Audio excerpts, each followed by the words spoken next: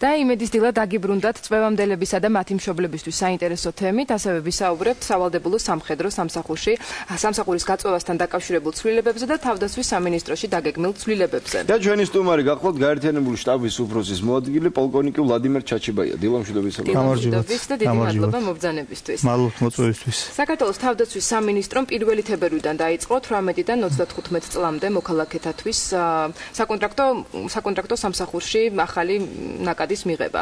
იქნებ ამაზე ვისაუბროთ და იმაზეც გვესაუბრეთ ზოგადად, როდის დაიწყო შეიარაღებულ ძალებში საკონტრაქტო სამსახურზე გადასვლა. შეიარაღებულ ძალებში საკონტრაქტო სამსახური დაიწყო 2002 წელს. ეს იყო პირველი პრეცედენტი მაშინ, როდესაც პანკისის პრობლემა გაჩნდა, როგორც ასეთი, მაშინ დაიწყო წვრთნისა და აღჭურვილის პროგრამა. 2000 წლიდან მოყოლებით დღემდე შეიარაღებულ ძალებში მიმდინარეობს პროფესიონალიზაციის პროცესი. რაღაცა პერიოდი გადავედით ნაწილობრივ ახალ წვეულების პრინციპზეც, მაგრამ მინისტრის მომავალ ხედვაში გათვალისწინებული გვაქვს ის, რომ ახალ წვეულები ჩავანაცვლოთ პროფესიული სამხედროებით. დღევანდელ დღეს დაწყებული არის სარეკლამო კომპანია, ვიწვევთ ახალგაზრდა მამაკაცებს შეიარაღებულ ძალებში, პირობებს თავაზობთ შემდეგს ის რა ხელფასების დღეს არსებობდა შეიარაღებულ ძალებში დაახლოებით 25-30% იზრდება. თავაზობთ კარგ სამედიცინო მომსახურების პირობებს, სადაზღვეო პაკეტს, ნებისმიერ სამოქალაქოს, რომელიც ჩვენთან გაივლის შესაბამის მომზადებას და გახდება პროფესიონალი სამხედრო, მას აქვს შანსი და საშუალება, რომ გახდეს მომავალში ოფიცერი ან წარჩინებული სერჟანტი. ეს მათაც ეხება, ვისაც რეზერვი გავლილი აქვს? ყველას ეხება, ვინც ჯდება იმ სტანდარტში, რა სტანდარტების დავაწესით ამ ადამიანებისთვის. დიახ, და აი როგორც ვიცით, წვევამდელებისთვის ჯარი სავალდებულოა, ხო და რა ვითარება ამ შემთხვევაში კონტრაქტორებისთვის. და რითი განსხვავდება ზოგადად კონტრაქტორის სამსახური წვევამდელებისგან? საკონტრაქტო სამსახური ეს არ არის სავალდებულო, ეს არის ნებაყოფლობითი. თუ ადამიანს სურვილი აქვს თავისი ცხოვრება მიუძღვნას სამხედრო სამსახურს, ჩვენ მას ვთავაზობთ შესაბამის მომზადებას, მან კონტრაქტს უნდა მოაწეროს 4 წლიანს ხელი. სავალდებულო სამსახური ეს არის 1 წლიანი სამსახური. 1 წლის შემდეგ ჩვენ ადამიანს უბრუნებთ მის ოჯახს და განსხვავება ის არის, რომ ადამიანი საკონტრაქტო შემთხვევაში ის პროფესიონალი სამხედრო ყალიბდება, სავალდებულო შემთხვევაში მას ზოგად უნარჩვევებს სამხედრო უნარჩვევებში ვამზადებთ და შემდეგ ის უბრუნდება თავის ოჯახს. თუ ის გადაწყვიტა შემდგომში უკან დაბრუნებას, რა თქმა უნდა, ჩვენი კარები ყოველთვის ღია ამასთვის. იქნებ ვისაუბროთ სამინისტროში დაგეგმილ ცვლილებების შესახებ. თავდაცვის მინისტრმა რამდენიმე დღის წინ განაცხადა 2013-2014 წლისთვის დასახულ პრიორიტეტებსა და ცვლილებებზე. ცვლად ვისაუბროთ ამ რეფორმის და ცვლილებების. მინისტრის ხედვა ყველა მოусმინა, მინისტრს კარგად აქვს დანახული შეიარაღებულ ძალებში პრიორიტეტები. ერთ-ერთი ყველაზე მნიშვნელოვანი პრიორიტეტი განეკუთვნება პერსონალ მენეჯმენტის სისტემის ჩამოყალიბებას და განათლების სისტემის ჩამოყალიბებას. ფაქტობრივად მინდა გითხრათ, რომ ეს არის სისტემაში მართებული, ესე რომ ვთქვათ, ადამიანური რესურსების გამოყენების სისტემის ჩამოყალიბებას. აქ საუბარი მდგომარეობს იმაში, რომ მართებული ადამიანი დანიშნოს მართებულ ადგილას, რომ არ იყოს პიროვნული გადაწყვეტილებები, არამედ სისტემამ განსაზღვროს ესა თუ ის ოფიცერი სად დაენიშნოს, რომელიც სასწავლებელში გაიგზავნოს და ასე შემდეგ. ამის შესაბამისად მთელი რიგი ცვლილებები მიმდინარეობს ჩვენს პერსონალ მენეჯმენტის სისტემაში. კონკრეტულად აი სულ ახლა დავიწყეთ მაგალითად შერჩევის საბჭოებით. აქ საუბარი მდგომარეობს იმაში, რომ მეც მყავს დაუშვათ ფავორიტი ოფიცრები, ვიღაცას ასევე, მაგრამ რა დააშავა იმან, ვისაც არავინ არ აყავს, რაც ახლობელი არც ნათესავი, შესაბამისად. და რა გზებით მოხდება თუნდაც? შერჩევის საბჭო არის absolუტურად დახურული ესე რომ ვთქვათ საბჭო, სადაც ხდება განხილვა პიროვნების, არა უშუალოდ საუბრის, არამედ სპეციალური ფორმულარი არსებობს, ადამიანის პირადი საქმე იდება წინ, ხდება ამ პიროვნების განხილვა, ხდება ფორმულარის შევსება, შემდეგ ხდება ქულებით დაჯამება. ადამიანი, რომელსაც გააჩნია შესაბამისი გამოცდილება, განათლება, ეს ადამიანი შეერჩევა ან თანამდებობას დასანიშნად, ან დაუშვათ საზღვარგარეთ გასაგზავნად.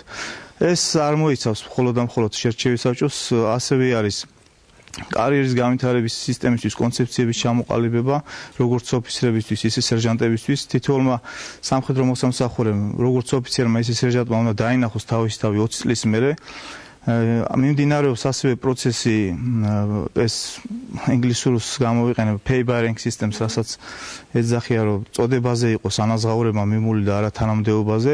ეს გარკვეულწილად რა თქმა უნდა პირველ ეტაპზე არის შუალედური გეგმა.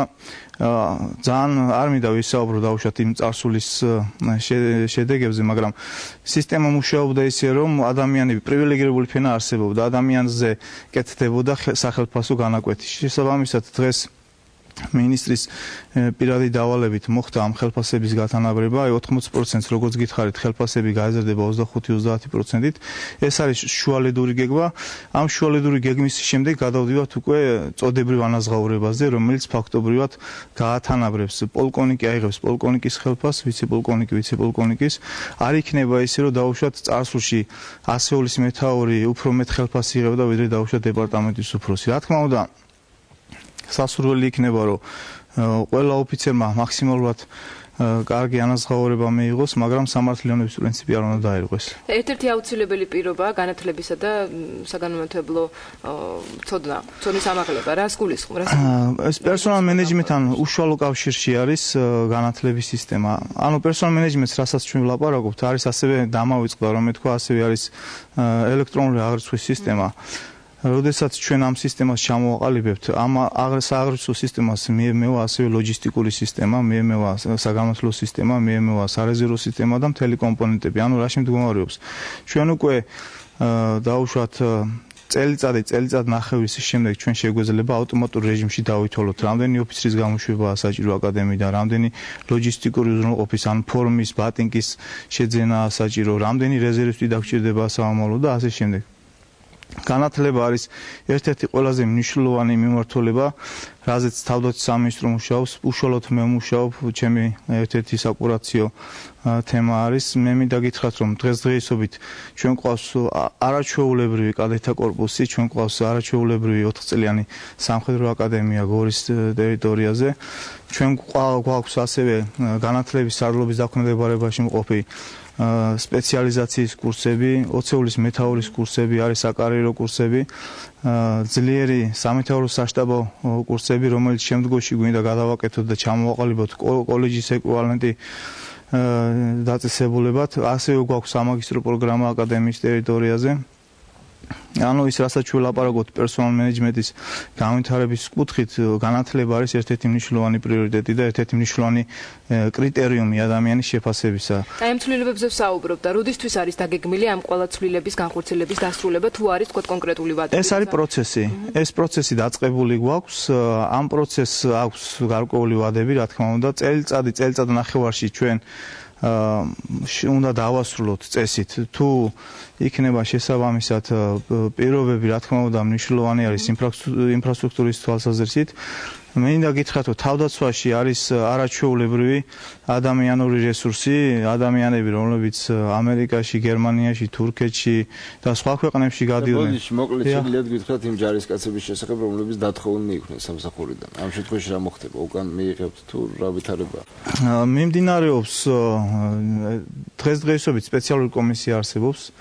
გასულ წლებში დათხოვნილი ჯარისკაცების საკითხი ასევე მემაბარია. მინდა გითხრათ, შემოსული არის დაახლოებით 3500 განაცხადი. ალბათ უახლოეს მომავალში შევწყვეტ ჩვენ საბუთების მიღებას, დავიწყებთ უკვე მიმდინარეობს დახარისხება. იქ არიან როგორც რიგითები, ისევე კაპრალები, სამოქალაქო პირები, არიან ასევე სერჟანტები, ოფიცრები, როგორც უმცროსი ოფიცრები, ისე მაღალი წოდებრივად მაღალი რანგის ოფიცრები. შესაბამისად ჩვენ ვახარისხებთ, ვინც არის კაპრალ სერჟანტი, მათ ჩვენ ცალკე პროგრამა გაგვაჩნია, ვინც არის უმცროს ოფიცერთა შემადგენლობა, ასევე შესაბამისად ცალკე პროგრამა გაგვაჩნია. ცოტა პროგრამა არის პერსპექტივა. მიმდინარეობს პროცესი, დღეს დავაბრუნეთ უკვე 500 ადამიანი, სადღაც დაახლოებით 500-ის დაბრუნება უკვე საბუთები უკვე შემუშავებულია, შესაბამისად მიმდინარეობს ბრძანების პროექტებზე მუშაობა, მაგრამ დიდი ბოდიში მინდა მოგიხადოთ რა, იმიტომ რომ დროში ვარ წასულები ქრონიკა უნდა გავიგზელდა. მაგრამ ეს პროცესი დაზრულია, მინდა გითხრათ. თავარია საჭირო ინფორმაცია მივიღეთ, კიდე დიდი მადლობა ეს დაუმწურო ინფორმაცია. ძალიან დიდი მადლობა მოგზაურობის. მადლობთ თქვენ. ესეთში 9 საათიანი ქრონიკის დროა და ქრონიკის შემდეგ წიგნის პრეზენტაციით, ენერგიული ჰიპ-ჰოპით და იოგით დაგიბრუნდებით. მადლობთ.